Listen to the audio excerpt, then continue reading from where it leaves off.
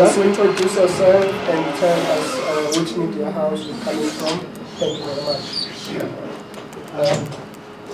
David Isaacson from Times Live. Mandla, can you just, are you able to elaborate a bit on the kind of type of programs you're envisaging where you're incorporating past champions, helping to work with boxers? Okay. And if I can add a second question. Yes, you can. Do you have any idea how long it's going to take before the new board can actually resume its role in office? Hello? Yeah. Yeah, very little from the business sport. So if I can just, maybe what are the challenges of operating without a board at the moment? And also how would you turn the morale in the office when we took over? Yeah, just those two for now. The last one? Okay. Hayden from BSA Boxing. Oh, you just have another question? Okay. Hayden from BSA Boxing. So I wanted to ask if there's going to be a particular development on the development runs of boxers, the younger boxers coming through the ranks, because we're seeing a big gap between the young fighters and the champions that are retiring now. Whereas when they retire, what's the next step? Who are the next champions coming up? I just wanted to find out your thoughts on the development tournaments being a priority. We'll allow the acting CE to answer those three questions, and then we'll have another round after. Thank you. Okay, thank you, colleagues. Starting with the first question, thank you for the questions, David. If you look in all the sports codes across the world, you see their legends being involved. Their legends are involved in various capacities based on the programs that are put by that particular regulator or a sport body. For instance, we need their expertise in terms of the road that they have traveled. How did they become the world champions? So with that information being properly crafted, we can have a document that will be able to assist us. As I made the example, most of our boxers internationally, you find out at round 6, round 7, they are fading out. This is the current norm. What made, Sugar Boy Malinga to be able to dethrone world champions? What made Welcome Nita, what made Vianney Bongo to be where he was? What made Brian Mitchell, to be a multiple IBF champion?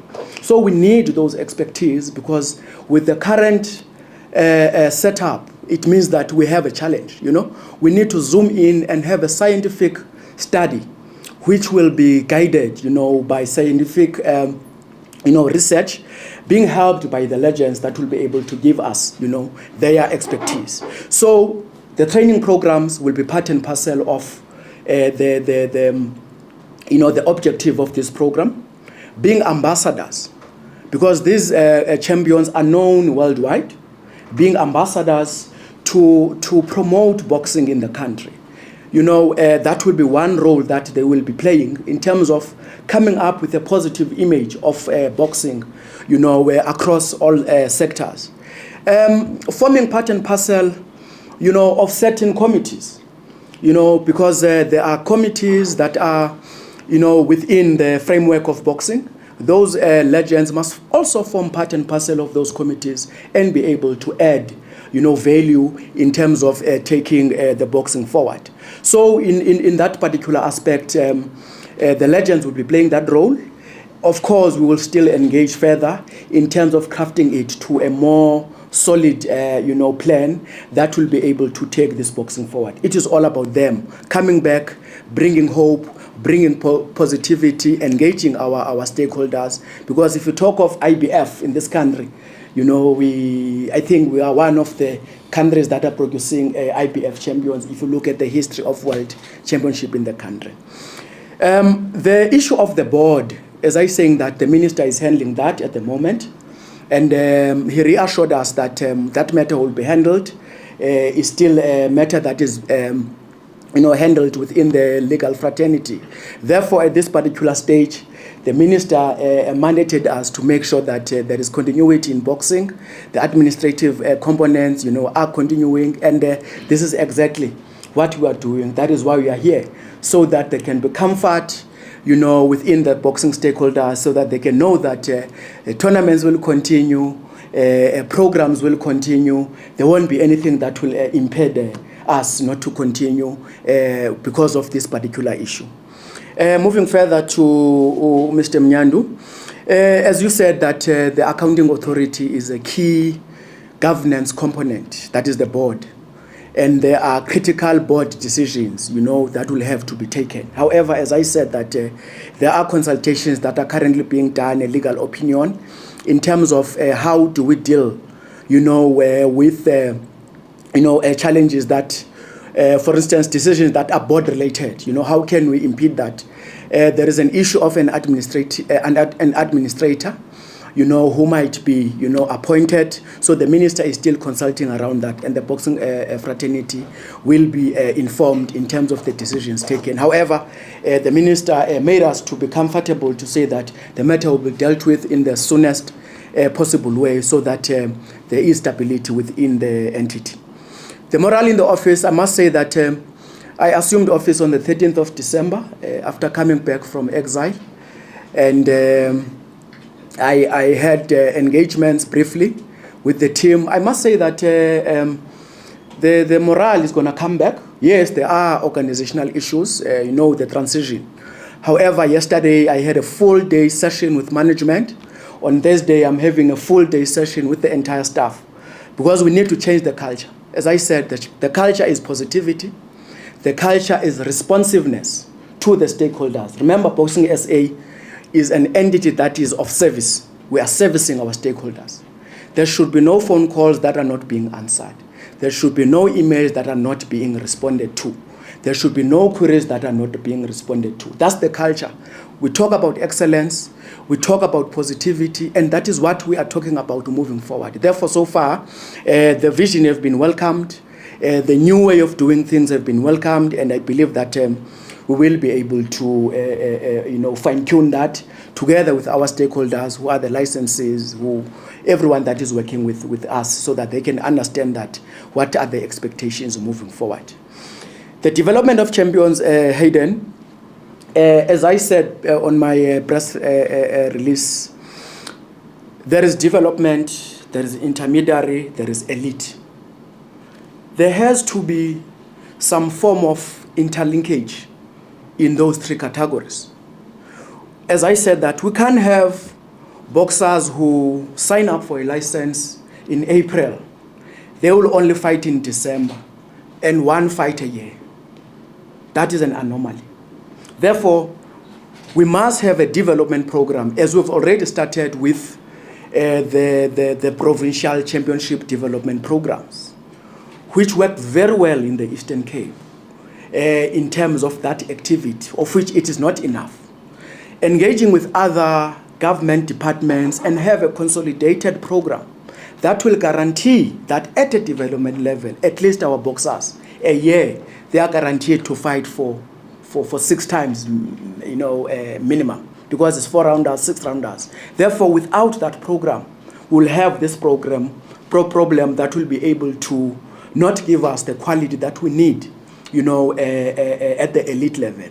The intermediary level, those ones that are at provincial championships, national championships, how do we interlink with other African countries, to make sure that there are other, tournaments that we do to give them exposure. Sometimes that you fought number 1 up to number 9, there's nothing more for you there, but you are not yet on the level of going for a world championship.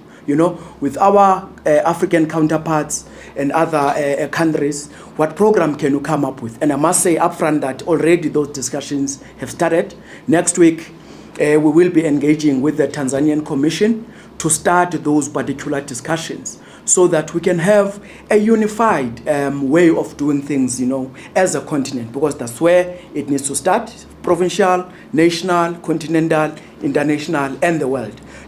A clear roadmap and a clear path of our boxers must be properly developed. Once again, elite boxers. Do we have trainers and managers who are at the elite level? A boxer can be at the elite level. But the person who is giving these boxers instructions, are they at that particular level? We need a scientific approach and research on that as well. Because as a teacher, you must also be at a particular level in order to produce international stars. So this is one critical aspect that we need to also look at. To say that, as I made an example, we always try that our boxers at round 7, round 8, they are fading out. You can check the international bouts. Round 1, round 5, our boxers are excelling there.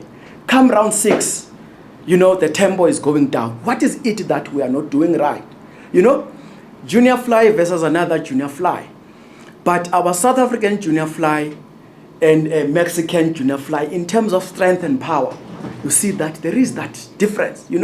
It's like our boxers are powdering when it comes to the blows, whereas others, you could see that, no, you could see these are real blows, So our training methods, are they in line with international standards? If not, what is it that we can do?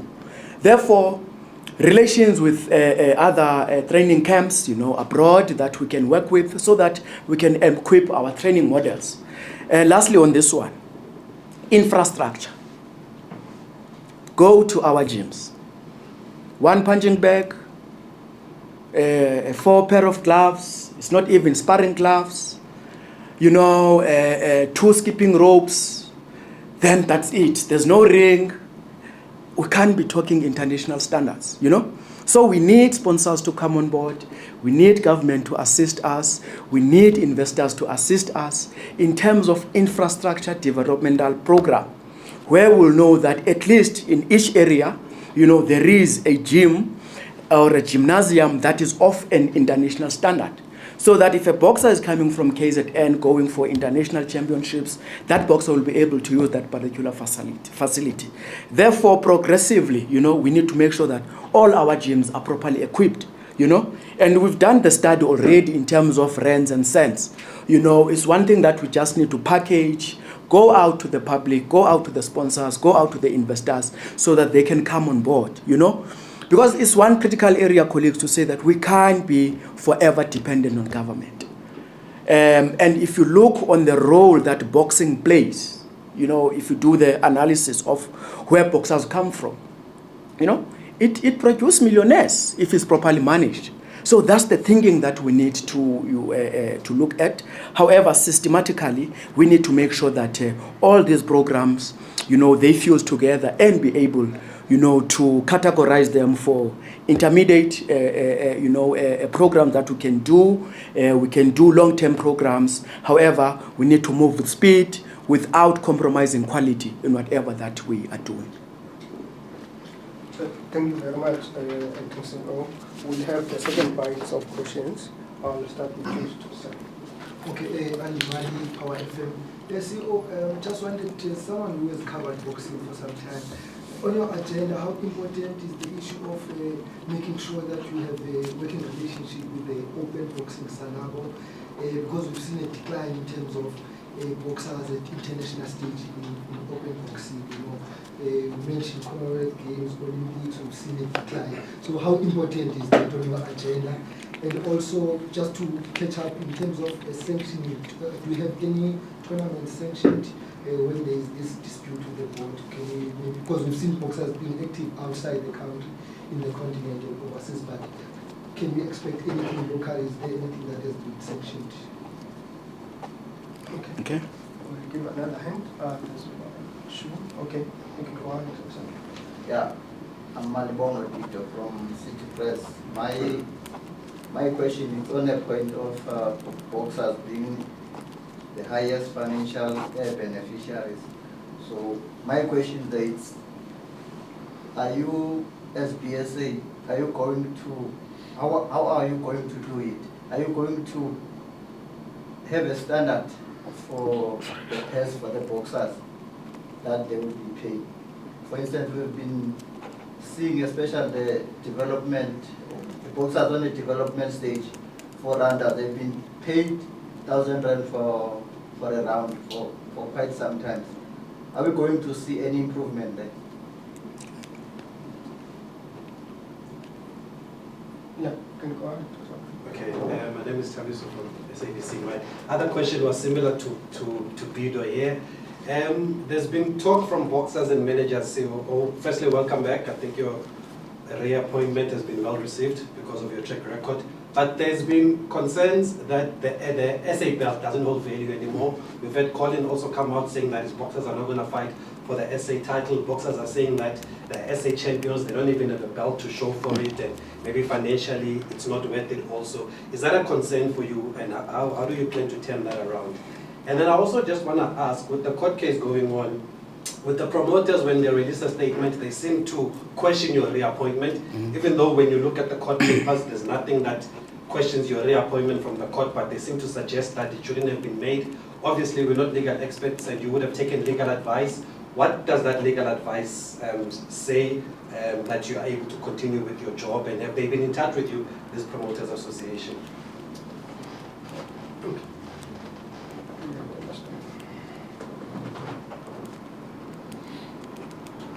Okay. Harry Levy from SABC News. Just in terms of the sponsorships, I mean, a lot of these issues revolve around money. So the sponsorships, why have you identified specific reasons why sponsorships are shying away from Boxing SA? Okay. Thank you very much. Over to you, Acting Secretary. Thank you, Program Director. I'll start with Andy. As you recall, in 2022, we signed a memorandum of understanding with Sanabo that is outlining, and strengthening our working relations. So that is still there, even though there is still some programs that needs to be developed within that particular MOU. So that one is sorted. It's just a matter of us, agreeing now in terms of programs, so that we are able to have a clear objective, that from amateur level up to professional level, if we see that this boxer is a particular star, how do we protect that? Because we know that at the end of the day, this particular boxer will be able to bring us, world championships. Therefore, that one is already sorted. It's just a matter of refining, the programs. Because in terms of the structure and the strategy, that one is already sorted. Moving further to tournament sanctioning, as I said that there won't be any issue with sanctioning tournaments. And boxing will still continue as it's supposed to be in terms of boxers getting into the ring. So that one, in terms of what is the current status is, boxing will continue and tournaments will be sanctioned. And at this stage, I've checked yesterday, we don't have any applications as yet, even though we hear the dates that there might be tournaments in Feb and so forth. But up to until we receive an application on our side, it's only then that we'll be able to communicate, because all applications must be endorsed by Boxing SA. Malbi, you compare a professional boxer and a professional rugby player and a professional soccer player, you will see there's a huge distinction in terms of the chin-chin. If we are serious about building this sport, I say this once again, boxers must smile going to the bank. It shouldn't be a matter of argument. When boxers go to the bank after a fight, they should be smiling. So that is our view. Even though there is a standard set at this moment, engagements with stakeholders, there needs to be engagements with stakeholders, there needs to be agreements, but the current status quo, colleagues, I want to say that again, it is not conducive for us to make boxing a competitive sport. For someone to leave soccer and come and join boxing as a way of living. However, boxing is a very strange sport that passion, without passion, that involves everyone here, in the sport of boxing, we won't be where we are today. Boxing is just driven by the love and passion, starting from the boxer, the managers, the promoters, and all that. But if you look on the economic side currently and how much people lose, currently, you will see that if it was any other sport, it would have been dead by now. However, boxing will never die, and we will work on this, and we will be able to find each other and be able to make boxers to smile when they go to the bank. Thabiso, indeed, the SA belt, it's designed first. I'm not happy. We will be working on that. It has to compete. If we are saying that South Africa is one of the countries, our belt must resemble such. So there will be a process to be started. In fact, consultations have been done already to get designers to design us a credible belt that we will all be proud of. That's the first thing. Secondly, the value of one being a national champion. A Springbok player and a South African national champion in boxing, there shouldn't be any distinction in terms of the economic value. That should be the thinking that we have in the fraternity. If we want to attract talent in this sport, a Springbok player, a cricket player playing at a national level, the economic value should be the same or above in boxing. I will leave it there for now, not to go deep in rands and cents. So that South African national championship, it has to be properly packaged, And it used to be like that in the past, where a South African champion was a real South African champion. Even before being a world champion, we knew South African champions. As a young boy, I used to go through the boxing world. Every month, I knew them from heavyweight up to a strawweight, because they were out there. We knew them. However, I want to say that that can only be done if we, as Boxing South Africa, we do things the right way. Get the stability, get the dignity, get the consistency, so that our boxing is able to take, an upward mobility. My reappointment, once again, colleagues, I was appointed by the board. The minister endorsed my appointment and supported that publicly. So that's where it stands. There is no other person outside the board and the ministry that can tell me otherwise, or that can tell Boxing SA otherwise. In terms of this, as I said, the minister said that, Mandla, you are in charge, continue with the administration of boxing, continue with management of boxing, and then that is where we're at this particular stage. Anyone who's got a challenge with that, they know what route to take. And in terms of being in touch, not yet. I will see if it happens or not. However, boxing will continue, regardless of being in touch or not. All what is important is for us to make sure that our boxing grows and it takes a better shape. Harry, the issue of sponsorship, once again, I will highlight this. As I said on the press statement, that sponsors follow numbers. Sponsors follow organizations that are doing good. Sponsors follow athletes that can be easily profiled. So if we are not doing that in boxing, unfortunately, there will be this drought. Once we start to work with experts with regards to media, with experts with regarding branding, starting with our athletes, because as I said that, our athletes are key in terms of bringing sponsorship back.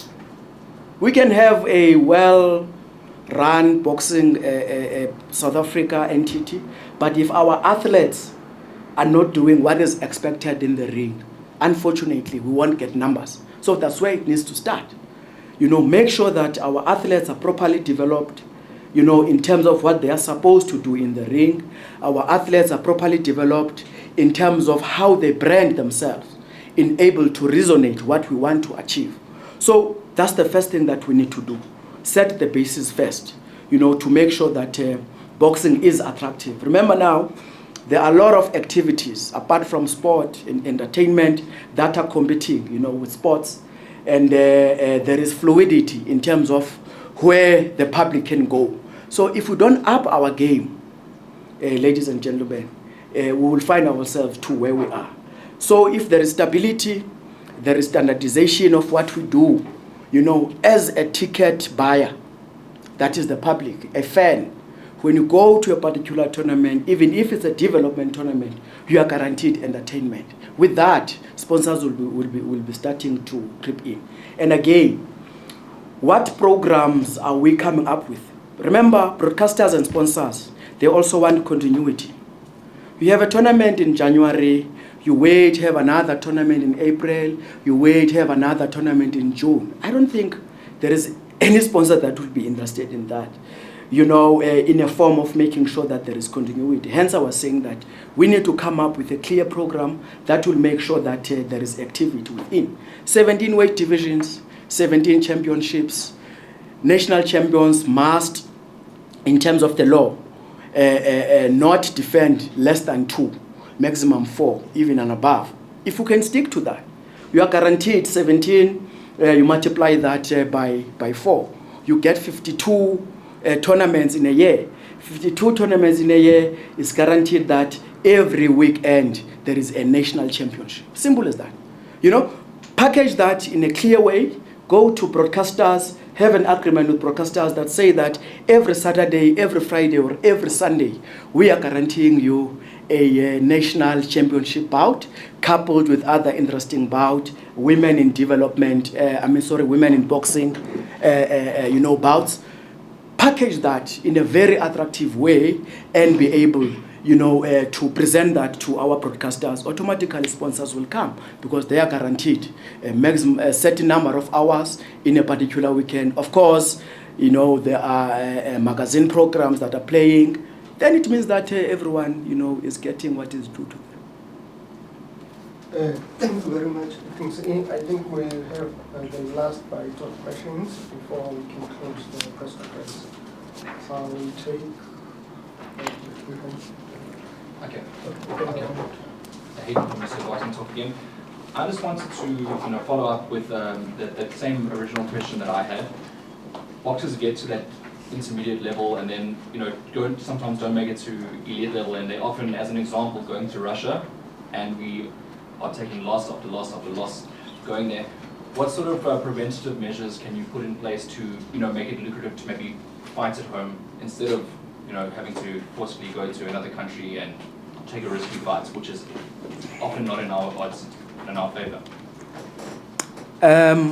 That's the question I have asked certain managers, you know, within the entity, to say that, guys, are we being used as cannon fodder? Because if you look at the international boxers or boxers that went abroad, you could see that the ratio is highly losses and it's KO losses. So I asked this manager, going back to what I said in terms of our training methods. So we need to really understand, is it lucrative or is just a matter of getting the paycheck, then come back? So at this stage, we need to elaborate on that. You know, even on socials, it was yesterday, it was not even a law. You know, we were engaging on that with some of the managers to say that, guys, we need a sit down.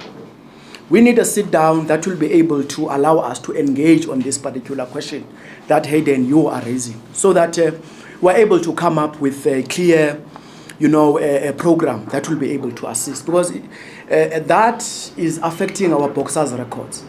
You know, even though we want them to compete internationally, but it has to be, you know, a one level, you know, kind of a pairing. You know, of course, There will be tough fights. However, we can't just know that whenever our boxer goes to Russia, it's a guaranteed loss. What is it that we are not doing right?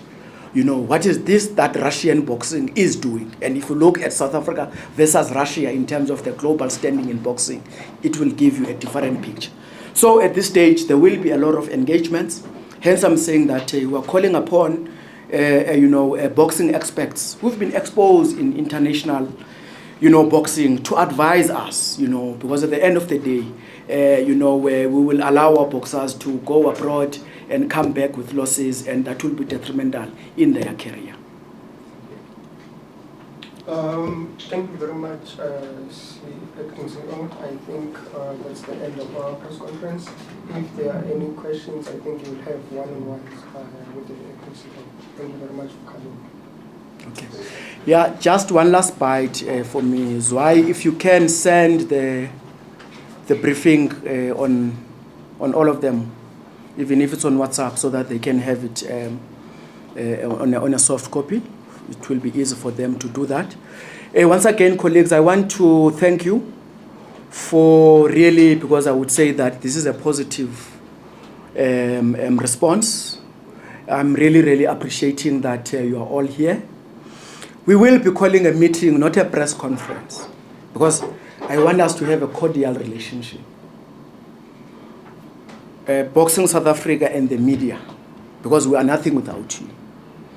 We will give you ample time. I know January is busy, maybe early in Feb, that we come together and be able to advise us. I know you've got your work that you need to do. You are journalists, but you are South African journalists, and this is South African boxing. We need your expertise. We need to work hand in hand with you. Hence, I was saying that profiling our boxers, profiling our tournaments, others are doing it very well. However, in a more of, the negativity, trying, to not mainly focus on that, because it's really not assisting us. It does not mean that we must not pinpoint where things are not going well. It's just my appeal to say that there will be that invitation that will be coming to all of you, those that are here and those that are not here, so that we can consolidate and be able to work together as a team to promote South African boxing. Thank you very much, colleagues, for coming.